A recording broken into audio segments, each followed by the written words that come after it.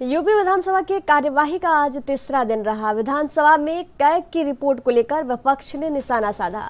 वहीं कांग्रेस के पूर्व एमएलसी दीपक सिंह ने कैग रिपोर्ट पर कहा कि इस रिपोर्ट से बीजेपी के दो चेहरे उजागर हुए हैं। बीजेपी कहती कुछ और है और करती कुछ और है। साथ ही उन्होंने कहा कि सरकार को जिम्मेदार लोगों पर कार्रवाई जरूर करनी चाहिए। वहीं कांग्रेस के पूर्व एमएलसी दीपक सिंह से एनवी न्यूज ने खास बातचीत की।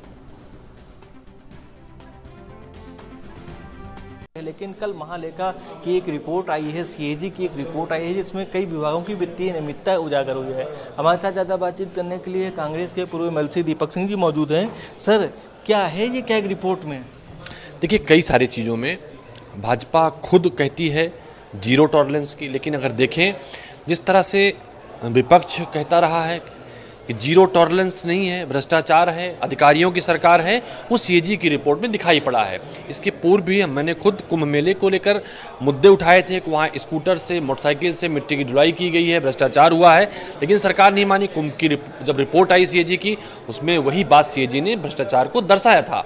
आज भी जिस तरह से आबकारी को लेकर, परिवहन को लेकर, राजस्व को लेकर, कई सारे अन्य डिपार्टमेंटों, नगर विकास को लेकर सीएजी ने स्पष्ट तौर पर लिखा है कि इस विभागों में भ्रष्टाचार हुआ है, सरकारी धन का दुरुपयोग हुआ है, अधिकारियों पर, विभाग के लोगों पर कार्रवाई करने की बात लिखी है।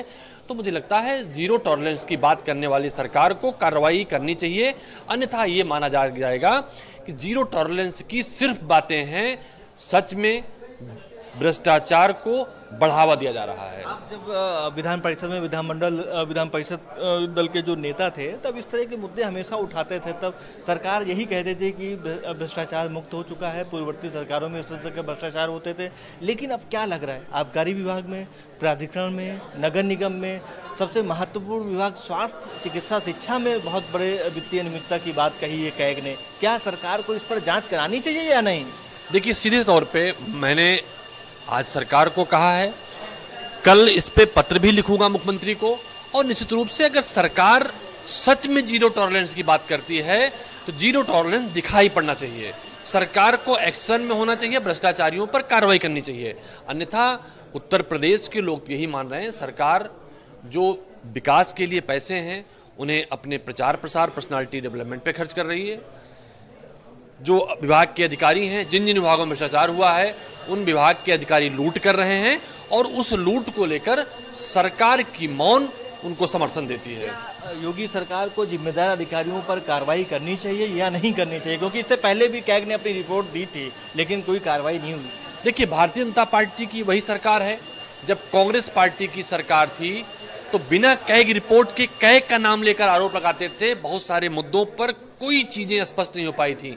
तो मुझे लगता है भारतीय जनता पार्टी को अपना चरित्र दिखाना चाहिए। अगर नहीं कार्रवाई करते हैं तो ये माना जाएगा इनका चरित्र दोहरा था। जब विपक्ष में थे तो बिना तथ्य के आरोप लगाते थे, आज तथ्य हैं, प्रमाण हैं। सीएजी ने कहा है, सदन के टेबल पर रिपोर्ट प्रस्तुत हुई है, और जो इसकी मूल्यांकन करने वाली कमेटियां हैं उन्होंने जस्टिफाई किया है।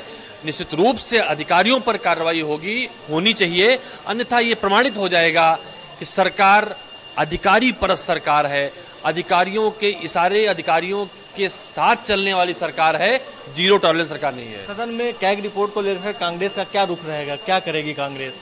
देखिए, कांग्रेस पार्टी निश्चित रूप से इस भ्रष्टाचार को, अगर हाउस लंबा चलेगा तो मेरी कांग्रेस के दल के नेताओं से बात हुई है, उन्होंने इस मुद्दे को उठाने की बात कही। निश्चित रूप से हम उठाएंगे, और ये मुद्दा सदन में भी उठेगा और सदन के बाहर भी कांग्रेस पार्टी इसे भ्रष्टाचार का मुद्दा बनाकर उठाएगी। बातचीत करने के लिए आपसे कांग्रेस के नेता दीपक सिंह जी का साफ तौर से कहना था कि कैग का रिपोर्ट एक महत्वपूर्ण रिपोर्ट होती है, इसमें भ्रष्टाचार उजागर हुआ है, योगी सरकार को जिम्मेदार अधिकारियों पर कार्रवाई करनी चाहिए। कैमरा पर्सन सौरभ के साथ अंकित श्रीवास्तव, एनबी न्यूज, लखनऊ।